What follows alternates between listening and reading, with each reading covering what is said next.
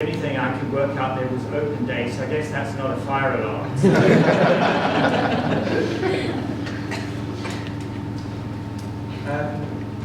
We have the abstract letters, but other general interests in misuse of science, and so there's been an attempt to sort of persuade the academic community that it is important to look at the misuse of science, to look at inappropriate use of biology, and also to consider whether some of the experimental work that we do could be misapplied in some way. But, and also interest in what for most of you will be much more sort of esoteric, biological weapons. And so most academics involved in biology would think biological weapons, that's nothing to do with me, and hopefully it won't be. And for the majority of people, it isn't an issue. But this meeting in Warsaw in 2009 considered how one might discuss issues around misuse of science, misuse of laboratory work, but put it into a context that most scientists would recognize. And the consensus of this workshop was that if one talked about some of these issues around misuse in the context of the general training of scientists, that would be an appropriate slot to discuss this.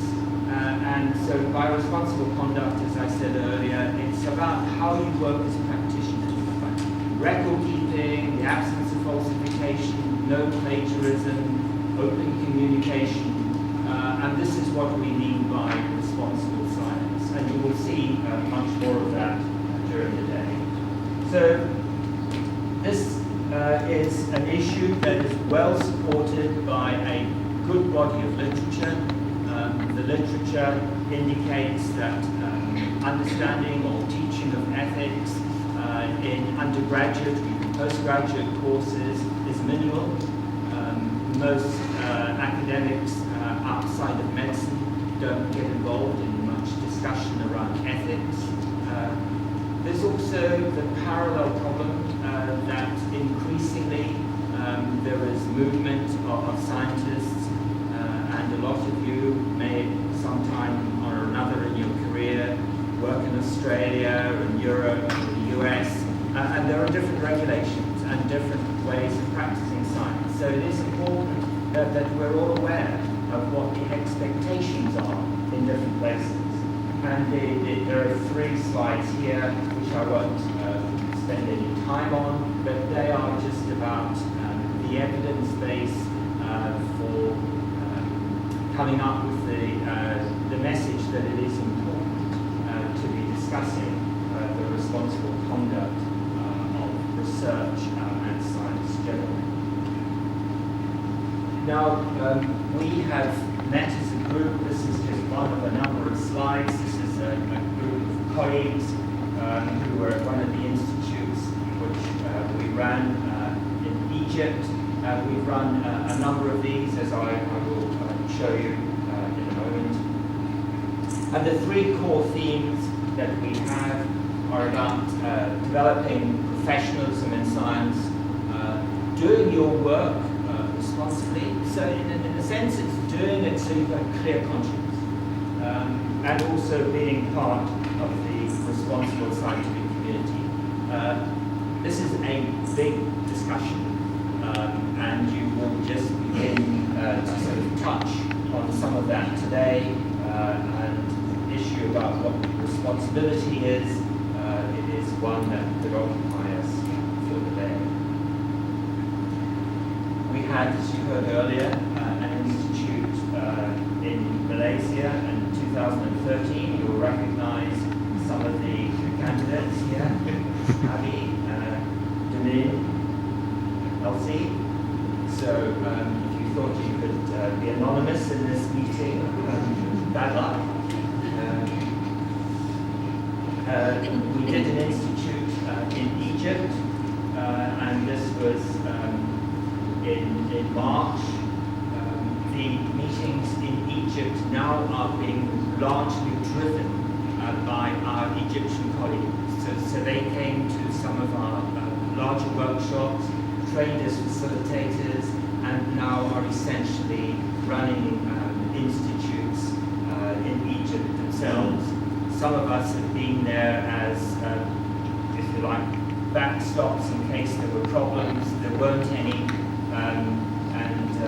as you will hear later on tomorrow, some of the people who attended the Malaysian Institute have been doing similar work here in Malaysia, having learned some of the, not learned the skills, they had the skills, but just understanding and learning some of the content. We had 2 recent meetings with a smaller group of our colleagues in India, a 1.5-day taster as we're doing here in Delhi, and then a 4-day institute in Bangalore. So the content and the participants have come from a variety of countries. We've largely focused on what's called the MENA region, that's the Middle East and North Africa, with individuals from most of the countries on the southern border of the Mediterranean. We've also had individuals from Turkey and Yemen, and then we had the Institute of Malaysia, which was academics from Malaysia, India, and Pakistan. So we're trying to deliver this outreach program and to reach as many as we can. You won't be able to read this from where you are, but this is essentially it's a 6-day institute. We have a training session for facilitators at the beginning, and then some of the content that is shown up here in white you will see over the course of today. But we also get people to work in groups. We split them up so they don't work with other individuals that they know. And in the course of the 6-day workshop, they get to work on particular teaching modules, and we will give them topics. They themselves will work out how they're going to deliver these topics and incorporating some of the teaching methodology and pedagogy that they've been introduced to in the course of the workshop. And so they then do a final presentation on the last day, and that exemplifies for us the fact that they have learned skills in the workshop, understood the message that we're trying to get over, and generally these presentations are, they are the highlight of our workshops, because we can see that people have learnt a lot and they've learned many skills, and this is the evidence when we see their presentations. So today we're going to do a 1.5-day slot. The text is a bit blurry.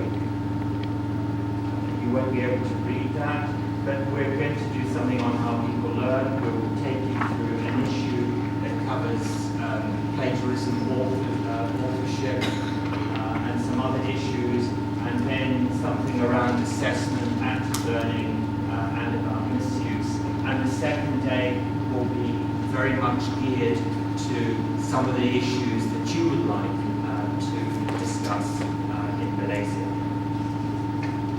So it's about merging best practice in teaching responsible science, and as this is very much a session where it's not just me talking, it's going to be largely about you talking. What we would like you to do for about 5 minutes is just have a discussion at your table to talk about these 2 questions. What methods are in place at the moment to teach responsible conduct, and what do you think might happen or should happen in your institution to teach responsible conduct of science? And by responsible conduct of science, as I said, what I mean is about how you carry out your work as scientists.